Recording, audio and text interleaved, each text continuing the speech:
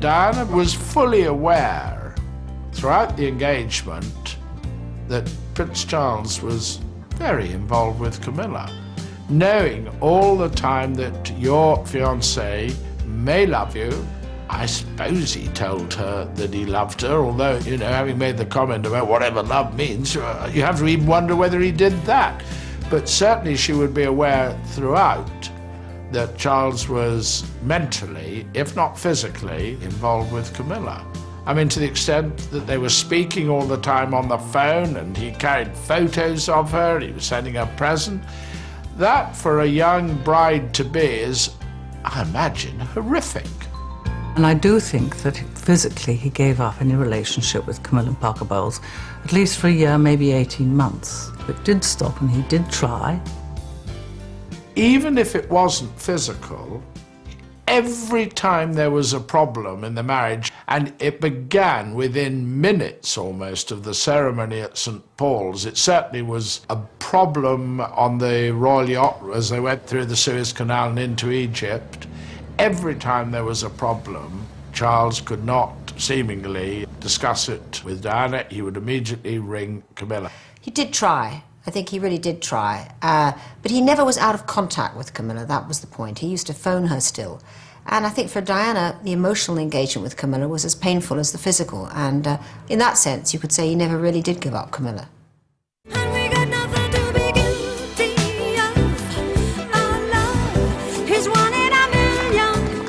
Perhaps because of the growing estrangement between the royal couple, by 1984, Princess Diana was beginning to appear more frequently on her own.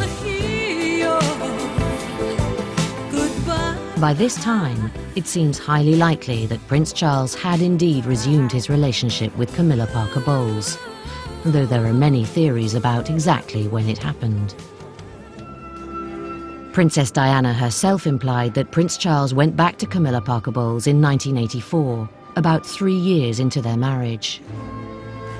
Whatever the truth, by now the couple was drifting apart and the marriage was in serious trouble.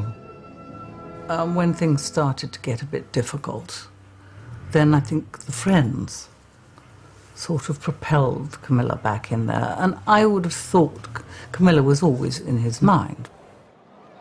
Whatever else about his relationship with Camilla Parker Bowles, it did seem to be something which he needed and which gave him, and for all I know continues to give him, enormous emotional strength. Diana didn't have that. They went out together on an engagement in support of each other, but they didn't actually support each other when they were there. Charles was needy, Diana was needy, and that was one of their major problems. Neither of them could really give what the other one needed. And I think that he needed the comforting, sort of in a way motherly, as well as lovely, presence of Camilla. And on that score, of course, Diana couldn't compete. Waiting to give her unofficial bouquet, 13-year-old Fiona Passmore couldn't contain her curiosity. Patting the princess, she asked, "How's the baby?" Princess, taken aback, asked, "Did I hear that right?" but said no more, leaving everyone laughing except an embarrassed teacher and a little girl, still without an answer, but still trying to find out. Whatever difficulties there were in the marriage, the rumours of a second royal pregnancy soon came true, and it was confirmed that Princess Diana was indeed expecting again.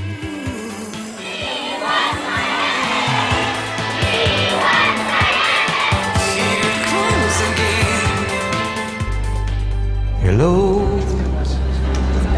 my friend, hello.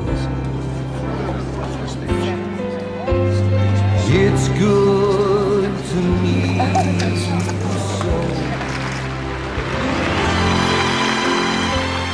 As Princess Diana moved into the late stages of her second pregnancy, she and Prince Charles were still giving the world the impression of an idyllic couple.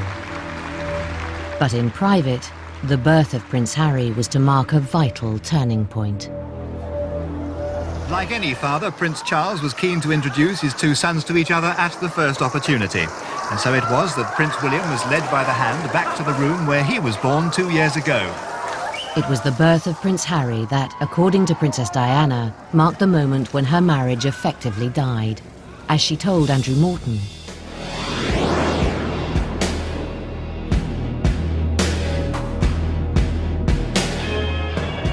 Oh, everybody was absolutely thrilled. As soon as the news came out, everybody was beaming from ear to ear, and people were going around shaking hands with each other. I went up to the main maternity ward and everybody was laughing up there. It was wonderful.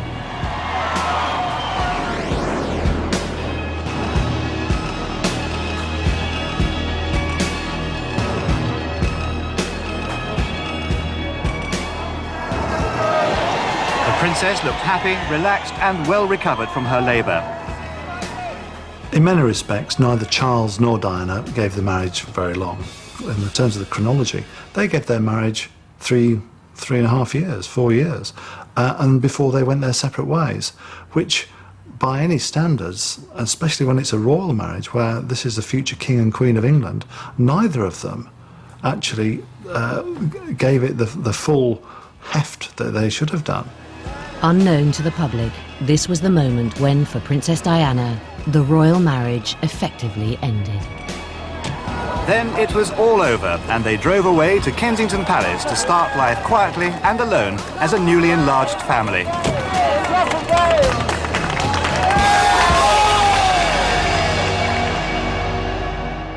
Next time, Diana and Charles put on the greatest show on earth, pretending they have a happy marriage. They were a world-beating double act. Diana becomes global icon, fashion symbol. She was a true princess. She had everything that every young girl dreams about. She was a stunner. And she also becomes champion of the sick and disabled. But the myth unravels. Marital infidelity. I do regret all the negativity around it. And tabloid revelations lead to acrimony, bitterness, and finally separation. This was the establishment red in tooth and claw. They were baying for blood. It is announced from Buckingham Palace that, with regret, the Prince and Princess of Wales have decided to separate. Stamping down on illegal activity and protecting the borders, Pick TV's off to the Emerald Isle at 9 tonight for a double bill of all new customs.